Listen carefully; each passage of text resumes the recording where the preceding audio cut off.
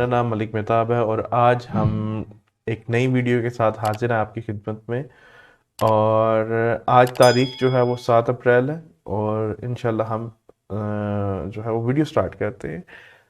आज की अगर हम बल्कि कल की अगर हम बात करें तो कल मैंने आपसे कहा था कि एक इम्पोर्टेंट इवेंट होने वाला है फेड के रिलेटेड, जो कि हमें मार्केट में रिएक्शन सम सॉर्ट ऑफ दिखा सकता है।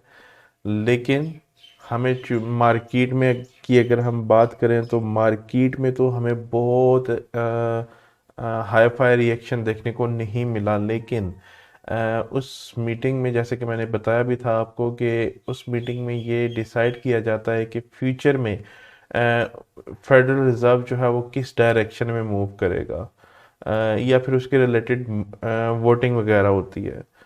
तो कल के जो मीटिंग के मिनट्स हैं उसमें उन्होंने बताया है कि वो, जैसे कि मैंने आपको ऑलरेडी बता दिया था कि प्रोबेबली ऐसा होगा कि वो अपनी बैलेंस शीट में मैसिव रिडक्शन करने वाले हैं। जिस स्पीड से उन्होंने उस शीट को इंक्रीज किया था, तकरीबन तकरीबन तकरीबन उसी स्पीड से वो उसमें रिडक्शन भी कर रहे हैं। तो ये एक डॉलर के लिए, या फिर अगर हम इन्फ्लेशन की बात करें तो इन्फ्लेशन के लिए ये एक पॉजिटिव चीज़ है। लेकिन इसका इम्पैक्ट एक दो दिन में नहीं आएगा, इसका impact over the long run आएगा, यानी कि थोड़ा टाइम लगेगा इम्पैक्ट आते आते। और इसके अलावा उन्होंने कहा है कि वो 50 बेसिस पॉइंट जो है वो इंटरेस्ट रेट राइज करने में भी इंटरेस्टेड है इन्फ्लेशन को टैकल करने के लिए। तो ये दो पॉजिटिव साइंस थे जो कि उनकी जानिब से हमें मिले हैं। और प्रोबेबली उनकी जो कमिंग मीटिंग होगी, बेसिकली वो क्या करते हैं कि सेंट्रल बैंक्स क्या करते हैं कि इस तरह के हिंट्स जो है वो मार्केट को पहले से ही दे देते हैं, ताकि जब ये इवेंट्स एग्जैक्टली हों तो मार्केट ऑलरेडी प्राइस इन हो चुकी है। और करंटली मार्केट, क्योंकि ये हिंट्स पहली बार नहीं दिए गए, इससे पहले भी दिए जा चुके हैं, तो मार्केट ऑलमोस्ट अब अराउंड 80% ऑलरेडी प्राइस इन है। तो अभी जो है फर्दर उन्होंने इंडिकेशंस दिए हैं जो कि प्रोबेबिलिटीज इंक्रीज हो रही हैं कि नेक्स्ट मीटिंग में वो अपना इंटरेस्ट रेट राइज करेंगे। तो हमें इतना शदीद रद्द अमल जो है मार्केट में नज़र नहीं आएगा, क्योंकि वो जब एकदम से अगर वो बताएंगे ना मार्केट को कि हम अपना इंटरेस्ट रेट राइज कर रहे हैं, तो मार्केट में बहुत पैनिक आएगा। तो उसमें हमें फिर मार्केट जो है वो बेसिकली अनस्टेबल हो जाती हैं। और फेडरल रिजर्व या फिर दुनिया का कोई भी बैंक, सेंट्रल बैंक की बात कर रहा हूँ, तो वो कभी भी नहीं चाहेंगे कि मार्केट्स अनस्टेबल हों। तो उसके लिए उन्हें स्टेबिलिटी चाहिए, तो इसलिए वो पहले से ही मार्केट में हिंट्स प्रोवाइड कर देते हैं कि ये चीज़ें ऐसे ऐसे होंगी। तो आई होप आपको थोड़ा सी इसमें अंडरस्टैंडिंग होगी फ्यूचर के लिए, ताकि आप स्मार्ट डिसीजंस ले सकें। हम आज क्विकली चलते हैं ज़रा अपने एनालिसिस की जानिब कि आज जो है वो हमें क्या मार्केट में प्रोबेबली देखने को मिल सकता है। ऑब्वियसली नेक्स्ट कैंडल कैसी प्रिंट होगी, नो वन नोज। तो हम एक्सपेक्ट कर सकते हैं, लेकिन वो एक्सपेक्टेशंस 100% सही हो ये ज़रूरी नहीं है। तो ये माइंड में रखिएगा आप।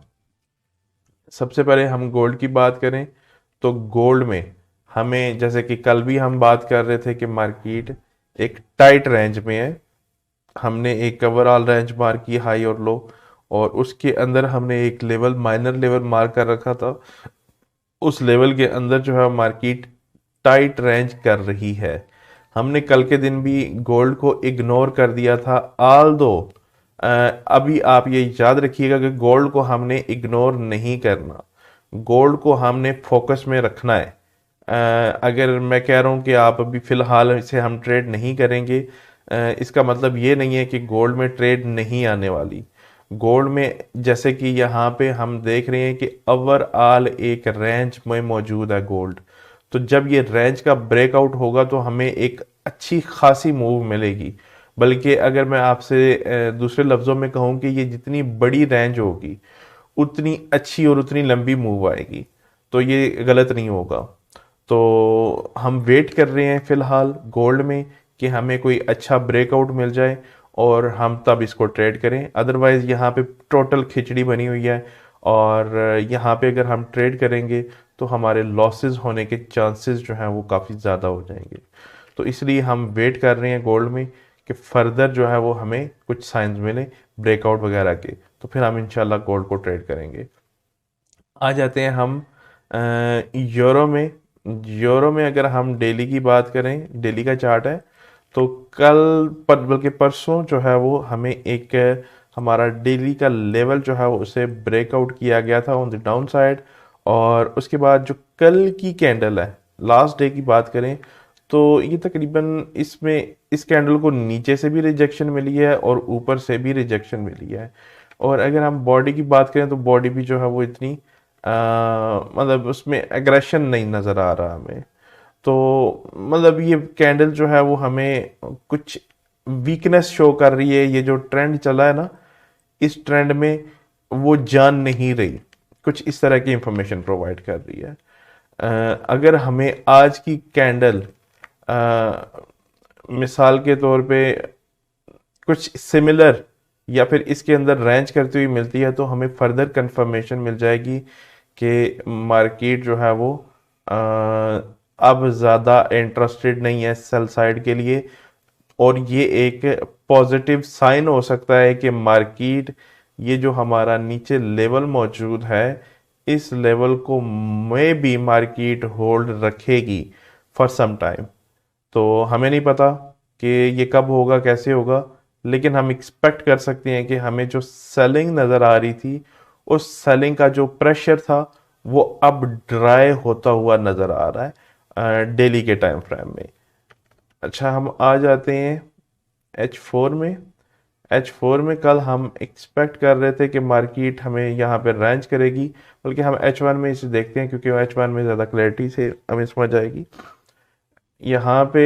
अच्छा, हम कल एक्सपेक्ट कर रहे थे प्रीवियस पैटर्न से कि प्रीवियस पैटर्न क्या है मार्केट का। मार्केट रेंज कर रही है, ब्रेकआउट दे रही है, मार्केट रेंज कर रही है और ब्रेकआउट दे रही है। तो हम कल एक्सपेक्ट कर रहे थे कि अगर मार्केट यहाँ पे रेंज करती है और हमें ब्रेकआउट देती है तो हम इसे सेल साइड पे ट्रेड करेंगे। लेकिन जैसे कि हमने वो डेली की कैंडल में भी देखा कि डेली की कैंडल में भी हमें वो वीकनेस नज़र आ रही है, और वही सेम चीज़ जो है वो हमें H1 में भी नज़र आ रही है कि मार्केट में कुछ बुलिश मोमेंटम आया था, जो कि हमारी रेंज वाली जो हमारी माइंड सेट था वो अभी हुआ ही नहीं था। और तो ये आप ऑब्वियसली ट्रेड इससे नहीं कर सकते थे, इवन कि अभी भी नहीं कर सकते। तो अभी तक हमें मार्केट में कुछ थोड़ा सा बुलिश मोमेंटम नज़र आया है, और उसके बाद मार्केट रिजेक्ट हुई है, और उसमें हमें यहाँ पे बेरिश मोमेंटम जो है वो इतना एग्रेसिव नज़र नहीं आ रहा। तो ये एक कंफर्मेशन हो सकती है कि प्रोबेबली मार्केट अगर अपना डाउन ट्रेंड फर्दर कंटिन्यू करती है, इस ये जो हमारा लेवल है जहां तक हम टारगेट कर रहे हैं प्राइसेस को, अगर मार्केट यहाँ पे हमारा मोमेंटम क्रिएट करती है, इसी तरह से वीक मोमेंटम के साथ मार्केट नीचे जाती है, तो प्रोबेबिलिटीज ज़्यादा इंक्रीज हो जाएंगी कि मार्केट जो है वो हमें रिवर्सल दिखा सकती है ऑन द अपसाइड। तो हो सकता है कि हमें एक यूरो यूएसडी में, और अगर हम यहाँ पे, मैं पहले भी आपसे डिस्कस कर रहा था आज से कुछ दिन पहले, कि मार्केट एक ट्रेंड में हमेशा नहीं रह सकती, तो मार्केट को some sort of pull back करना पड़ता है। तो अभी तक वो हुआ नहीं है। तो अगर ये मार्केट फर्दर बेरिश कंटिन्यू होती है, तो जैसे मैंने आपको इंडिकेशंस दिए कि अगर ऐसे होती है तो फिर प्रोबेबिलिटी ज़्यादा इंक्रीज हो जाएंगी कि इवन अगर मार्केट ट्रेंड शिफ्ट नहीं भी कर रही तो एटलीस्ट पुल बैक तो करेगी। तो ये हमारा आज का जो ट्रेड का सिनेरियो जो है वो यूरो में सेम रहेगा। यूरो में हम एक्सपेक्ट करेंगे कि अगर मार्केट में फर्दर कंसोलिडेशन होती है, ब्रेकआउट होता है, और सम सॉर्ट ऑफ रिट्रेसमेंट आपको मिल जाएगी, मतलब ऐसा नहीं होगा मार्केट एकदम से ही नीचे गिर जाएगी, तो आपको यहाँ पे सम सॉर्ट ऑफ रिट्रेसमेंट मिलने के बाद आप यहाँ से सेल करेंगे, और ये आपका टेक प्रॉफिट है और अराउंड दिस एरिया जो है वो आपका एसएल रहेगा। तो ये हमारा आज की जो है यूरो यूएसडी में प्रोबेबली ट्रेड है। अगर इस ट्रेड को आप इग्नोर कब करेंगे? अगर ऐसा होता है कि मार्केट अपने इन हाइज को ब्रेक कर देती है ऑन दी अपसाइड, तो फिर आप इग्नोर करेंगे कि यार आज हो सकता है कि हमें ट्रेड ना मिले। तो कल कल के दिन में हम फिर देखेंगे कि कल क्या हो सकता है। हम आ जाते हैं पाउंड में। तो पाउंड में भी कुछ हमें सिमिलर चीज़ें नज़र आ रही हैं। जैसे कि मैंने डिस्कस किया था, तो हमें वो बेरिश मोमेंटम जो है वो डिक्रीज होता हुआ नज़र आ रहा है। और अगर आज की कैंडल इस कैंडल के बिल्कुल इस तरह से क्लोज होती है, तो ये इंट्राडे की आपको यहाँ पे हमें कंफर्म करेगा कि यार वो मोमेंटम जो है वो ड्राई हो चुका है। और इंट्राडे में वो हम H1 में देखेंगे तो मार्केट रेंज कर रही होगी जैसे कि अभी कर रही है। तो हम कल एक्सपेक्ट कर रहे थे कि मार्केट हमारे इस लेवल को अगर टेस्ट करती है तो हम पाउंड को सेल देखेंगे। लेकिन जैसे कि हम अपने हर सेटअप में ये बताते हैं आपको कि अगर मिसाल के तौर पे मार्केट ने ये लेवल क्रिएट किया है और अगर मार्केट इस तरह से बड़ी बड़ी कैंडल्स के साथ आपको इस लेवल को अप्रोच करती हुई नजर आती है, तो आप इस ट्रेड को इग्नोर करेंगे। तो यहाँ पे टेक्निकली एक बहुत बड़ी एग्रेसिव कैंडल के साथ मार्केट ने अप्रोच किया, तो नो ट्रेड। हमारी इस तरह की ट्रेड जो है वो नहीं है। आज के दिन में अगर मार्केट इस लेवल को अगेन टेस्ट करती है, आई रिपीट, आज के दिन में अगर मार्केट इस लेवल को अगेन टेस्ट करती है और छोटी छोटी कैंडल्स के साथ मार्केट इस लेवल को होल्ड करती है, ठीक है, और उसके बाद हमें डाउन साइड का मोमेंटम नज़र आएगा, तो हम जो है वो इसे सेल करेंगे। और ये जो हमारा एसएल है वो आप यहाँ पे देख सकते हैं 1.31360, और जो एक एग्जीक्यूशन एरिया है वो 1.31000, और जो हमारा टेक प्रॉफिट रहेगा वो मार्केट के लॉस होंगे जो कि 1.30100, इसके अराउंड हमारा टेक प्रॉफिट होगा। तो हमारे जो आज का जो सेटअप है पाउंड में, वो हमारा कुछ इस तरह से होगा। अब हम थोड़ा सा यहाँ पे थोड़ा सा कोई क्रॉस पेयर देख लेते हैं। आई थिंक मैंने जीबीपी एनजीडी में एक सेटअप देखा था एग्जैक्टली। पहले हम थोड़ा सा डेली में देख लेते हैं। डेली में अगर हम देखें तो मार्केट में ओवरऑल जो है वो हमें एक डाउन ट्रेंड नज़र आ रहा है। लेकिन अगर हम थोड़ी सी प्रीवियस कुछ कैंडल्स को देखें तो मार्केट हाई लोज इस तरह से कुछ मोमेंटम क्रिएट करती हुई नज़र आ रही है। तो यानी कि स्टिल बेरिश मोमेंटम मार्केट में मौजूद है। लेकिन जैसे कि हमने पहले भी डिस्कस किया है कि अब जो है वो मोमेंटम ड्राई होता हुआ नज़र आ रहा है। तो ये जो इस तरह की ट्रेड है, और मार्केट ऑलरेडी डेली के टाइम फ्रेम में बहुत सारी मूव हो चुकी है। तो पर्सनली अगर मैं अपनी बात करूं तो इस तरह के सिनेरियोज में ट्रेड करना मुझे थोड़ा सा अनसिक्योर लगता है कि अगर इस तरह की सिनेरियो में ट्रेड मिलेगी तो ये हो सकता है कि मेरे अगेंस्ट मूव हो जाए। तो लेकिन चूंकि अभी ट्रेंड रिवर्स नहीं हुआ प्रॉपर, तो फिलहाल जो है हम इसे फर्दर सेल साइड पे देख सकते हैं कि प्रॉपर हमें रिवर्सल अभी तक नहीं मिला। अ, अच्छा, आज के दिन में हमें क्या चाहिए मार्केट से? जीबीपी एनजीडी से। जीबीपी एनजीडी में हम थोड़ा सा इसे जूम आउट करते हैं।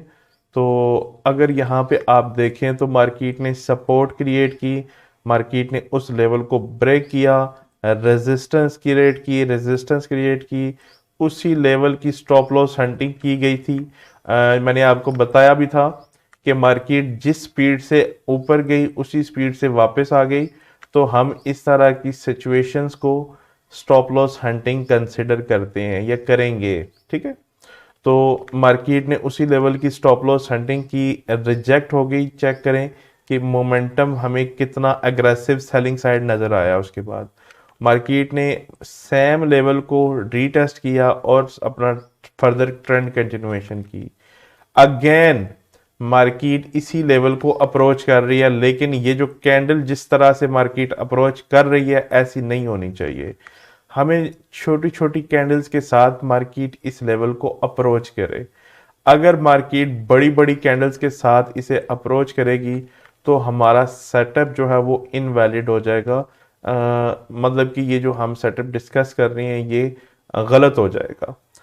अगर मार्केट छोटी छोटी कैंडल्स के साथ, अभी चूंकि ये क्लोज नहीं हुई तो हम देखेंगे फर्दर, और 4 घंटे की कैंडल है, तो अगर मार्केट जो है वो यहाँ पे छोटी छोटी कैंडल्स के साथ फर्दर इस लेवल को होल्ड रखती है तो उसके बाद जो है वो हम काइंड ऑफ थोड़ा सा देखेंगे कि मोमेंटम जो है वो थोड़ा सा शिफ्ट हो, तो उसके बाद जो है वो हम सेल ट्रेड लेंगे। और ये हमारा इस प्रीवियस एसएल हंटिंग के ऊपर हमारा एसएल रहेगा, जो कि अगर मैं प्राइस की बात करूं तो 1.91148 रहेगा। और जो हमारा एग्जीक्यूशन प्राइस होगी उसके जो एक एरिया है उसकी अगर मैं बात करूं तो उसमें 1.89942 ये एक एरिया रहेगा जहां से हम एग्जीक्यूशन कर सकते हैं अगर हमें फर्दर वैलिडेशंस मिलती हैं तो।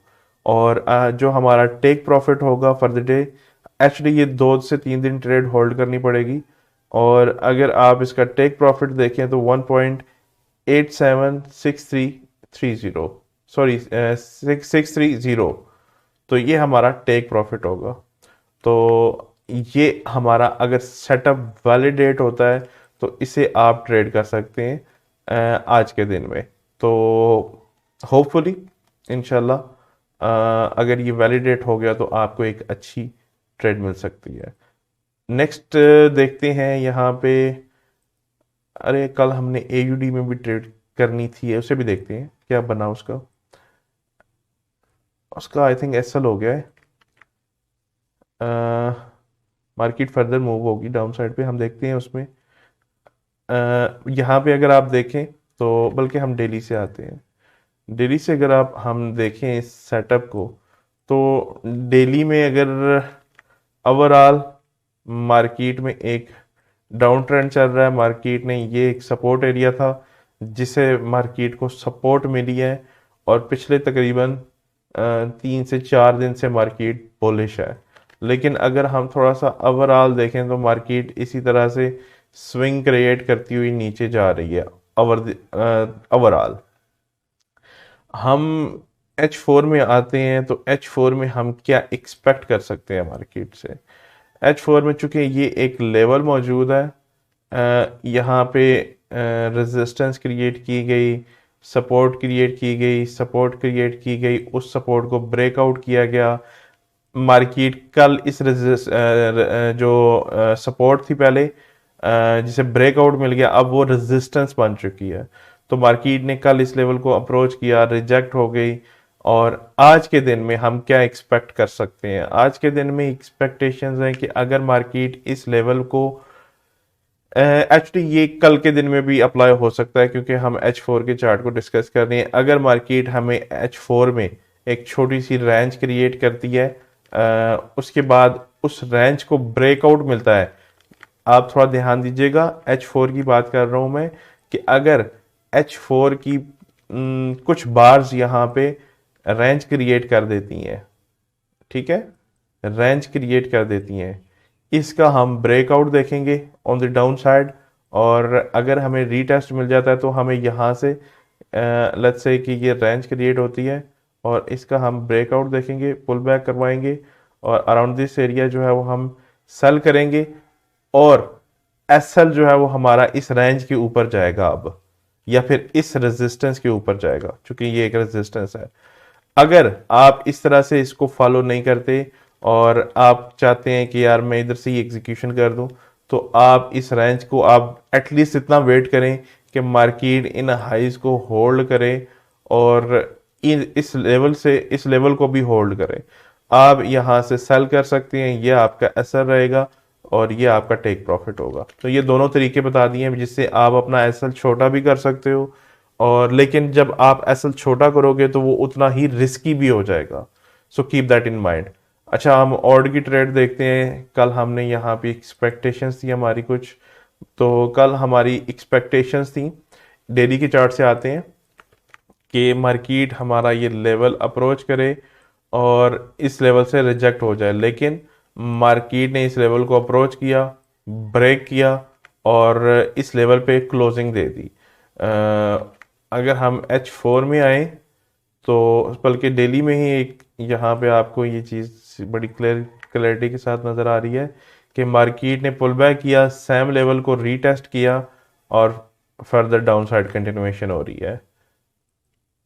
H4 में अगर हम आते हैं तो H4 में हमारी यहाँ पे क्लियरली ट्रेड इनवैलिड हो चुकी थी कि मार्केट ने जिस एग्रेशन के साथ इस लेवल को अप्रोच किया, हमें वो एग्रेशन जो है वो इनवैलिड बता रहा है कि ये ट्रेड जो है वो इनवैलिड हो चुकी है। तो उस सेंस में हमारी ये ट्रेड जो है वो क्योंकि हम वेट कर रहे थे कि मार्केट जो है वो इस लेवल को अप्रोच करे छोटी छोटी कैंडल्स के साथ और रिजेक्शन ले और हमारा ये टेक प्रॉफिट रहेगा, ये असर रहेगा। ठीक है, तो ये हमारी बल्कि एक ट्रेड हमारी और भी थी, यूरो CHF में। सेम इसको भी हम देखेंगे। अगर हम थोड़ा सा इसका बैकग्राउंड डिस्कस करें, कुछ व्यूवर्स ऐसे होंगे जो हमें बिल्कुल न्यूली ज्वाइन कर रहे हैं, तो ये हमने एक लेवल डिस्कस किया था, उस लेवल को ब्रेकआउट मिला डेली के टाइम फ्रेम में और हमारी एक्सपेक्टेशन थी कि मार्केट इस लेवल को रीटेस्ट करे और हम सेल करेंगे। लेकिन मार्केट ने इस लेवल को जो हम H4 में देख रहे हैं ना, बहुत एग्रेशन के साथ मार्केट ने इस लेवल को टेस्ट किया है। तो इस तरह के सिनेरियोज में हम इसे सेल नहीं कर सकते थे, ये हमारी ट्रेड इनवैलिड हो जाती है। लेकिन आज के दिन में मार्केट अगर इस लेवल को अगेन अप्रोच करती है और बल्कि ये अच्छा होगा कि अगर आप इस तरह से इसको ट्रेड करें, इससे आपको एडवांटेज ये होगा कि अगर मार्केट H4 के अंदर यहाँ पे छोटी सी रेंज क्रिएट करे, इसको ब्रेकआउट दे और हम इसके रीटेस्ट पे सेल करेंगे और SL हमारा इस रेंज के ऊपर जाएगा।